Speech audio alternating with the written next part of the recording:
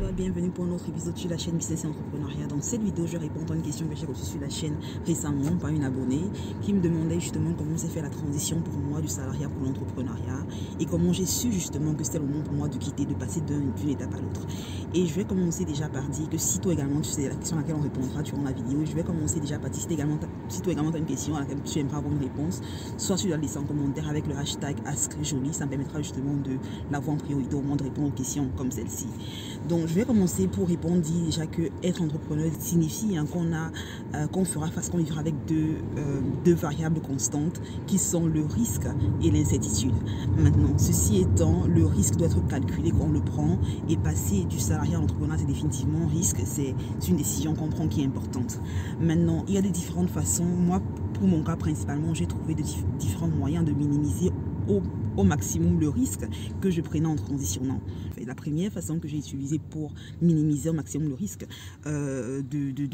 d'échec, voilà, en devenant entrepreneur, c'est déjà de commencer à me former, d'accord. J'ai décidé dans quel domaine je voulais être entrepreneur, j'ai trouvé un problème sur le marché qui avait besoin de réponse, hein, parce qu'au final, c'est ça, un entrepreneur, c'est quelqu'un qui résout un problème et qui est payé de façon intéressante pour le problème qu'il résout. Et plus le problème que tu as à résoudre est important et plus signifiant également sera la paye que tu auras derrière. Donc moi j'ai trouvé un problème sur le marché qui était présent et pertinent. Je me suis dit ok, je peux, si je me forme dans ce domaine, bien que ce n'était pas mon expertise à la base, je me suis dit si je me forme pendant quelques mois, pendant quelques années sur le domaine, je suis sûr que j'aurai des compétences qui me permettront de mettre à mon compte. Donc c'était vraiment ça la première façon que j'ai utilisée pour minimiser le risque. Donc déjà comprendre dans quel domaine je me lance et avoir les compétences pour servir une audience qui avait besoin du problème que je voulais résoudre. La seconde façon à laquelle j'ai minimisé le risque en transition, c'est déjà d'avoir ce que j'appelle un fonds d'urgence. Le fonds d'urgence, j'ai parlé dans une vidéo récemment dans laquelle je partageais avec toi comment gérer tes finances, comment multiplier tes revenus. Je disais qu'il y a 5 différents buckets, 5 différents paniers dans lesquels tu veux que ton argent parte. Et l'un des paniers dans lesquels tu veux que ton argent parte, chaque fin de mois, c'est ton fonds d'urgence. Et le fonds d'urgence, c'est pratiquement un fonds que tu as et que tu ne touches pas. C'est un peu comme une épargne, mais c'est différent de l'épargne. En fait, le fonds d'urgence est une épargne que tu laisses dans le but de t'aider, que tu crées dans le but de t'aider au cas où le monde venait à s'arrêter. Si tu perds ton boulot, si tu as un accident, si ton business arrête de fonctionner, tu as besoin d'un fonds d'urgence, que tu sois entrepreneur ou salarié. Donc moi, justement, j'avais un fonds d'urgence assez important de pratiquement 1 an. Et le fonds d'urgence, idéalement, tu vas avoir un fonds d'urgence qui représente au moins entre 3 et 6 mois de dépenses mensuelles. Donc si tes dépenses mensuelles s'élèvent, disons, à 2 000 € par mois, tu vas avoir un fonds d'urgence minimum de 6 000 €, et idéalement de 24 000 €. Donc tu vas avoir un fonds d'urgence au moins 1 an. Donc moi j'avais justement accumulé un fonds d'urgence vu que voilà, je me suis dit ok, si je me lance et que vu qu'en entrepreneur, quand on se lance, il faut être honnête, quand tu te lances en entrepreneur, en fonction du domaine dans lequel tu te lances, il peut avoir des mois pendant lesquels tu peux attendre des mois pour avoir ton premier revenu, tu vois. C'est pas pareil au salarié où tu sais que bon, tous les mois j'ai le boss qui me paye, ou tous les 2 semaines j'ai le boss qui me paye. Non, quand tu es entrepreneur, c'est beaucoup moins constant, voilà, comme ça, surtout au début. Donc je me suis dit d'accord, vu que j'aurais forcément face à des périodes de chute ou à des périodes de morte, voilà, au début de mon activité, c'est bien que il est important que j'ai déjà un fonds d'urgence prêt. Qui sont mis de côté. Donc c'est vraiment aussi l'une des raisons, l'une des choses qui m'a poussé à prendre la décision. Et la troisième stratégie finalement que j'ai, qui m'a permis de transitionner de façon la plus smooth qui soit, c'est également qu'avant de me licencier, j'avais déjà quelques clients qui me payaient pour l'activité que je faisais. J'avais déjà une petite source de revenus qui entrait et je me suis dit d'accord, je travaille pratiquement 75 heures pour quelqu'un et je travaille à peine 5 heures par semaine pour mon business, mais si ça me permet déjà d'avoir des ressources derrière, ça veut dire que si je passe autant de temps à travailler pour mon boss dans l'entreprise dans laquelle j'étais, si je mets autant de temps, autant d'énergie pour mon propre business, alors je suis sûre que j'aurai des retours phénoménaux derrière. Et c'est vraiment ces 3 fondamentaux que j'avais qui m'ont permis de me dire écoute, j'ai la formation, j'ai la connaissance, j'ai la compétence, j'ai des clients que j'ai accueillis, que je délivre des résultats desquels ils sont contents, et finalement j'ai également un fonds d'urgence. Donc peu importe ce qui arrive, je sais que je pourrais me relever, je sais que j'ai de quoi tenir pendant quelques temps. Et c'est important d'avoir ces différents éléments quand tu décides de te lancer, parce que la dernière chose que tu vas avoir, c'est commencer comme entrepreneur avec le stress de l'argent, avec avoir cette énergie là, j'ai besoin de payer les factures, j'ai besoin de vivre, si ça marche pas, qu'est-ce que je fais. Tu veux vraiment avoir une petite marge de flexibilité, surtout financièrement parlant.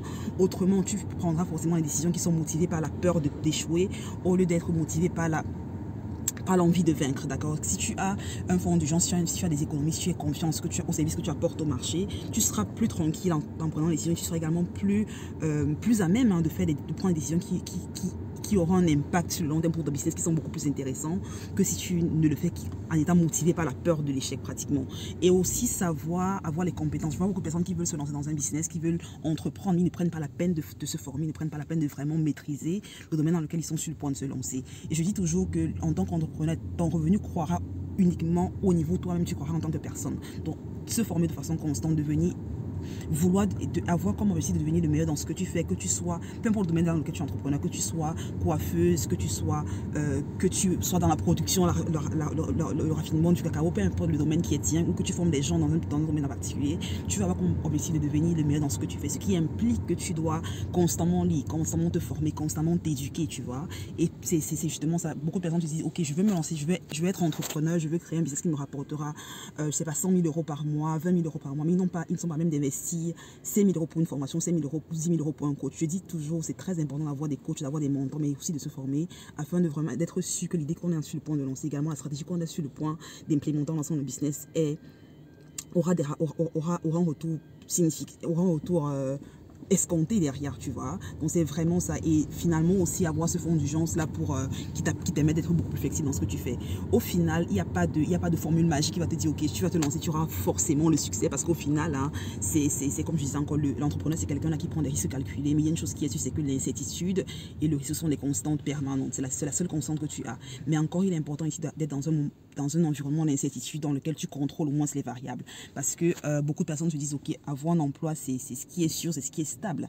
Mais la vérité, c'est que quand tu es employé, non seulement tu dépends d'une personne, tu dépends de ton patron. Si ça marche pas, voilà, tu peux le perdre ton emploi. Par contre, quand tu es entrepreneur, tu as différentes personnes avec lesquelles tu travailles. Et même s'il arrive que tu as des périodes de basse, ce ne sera pas pareil. L'impact ne sera pas aussi drastique que si tu n'avais qu'une seule source de revenus. Donc, tu n'as pas forcément besoin de se licencier pour générer des sources de revenus parallèles, mais il est important déjà de demander comment on fait pour avoir plus d'une seule source de revenus, parce que c'est le chiffre, c'est le pire chiffre au monde. Tu ne veux pas avoir une seule source de revenus, surtout quand tu as beaucoup de dépenses. Sur la chaîne, j'ai partagé avec toi différentes vidéos, différentes stratégies, différentes ressources que tu peux utiliser afin de générer plus de revenus en ligne. Donc, sois sûr de les regarder déjà.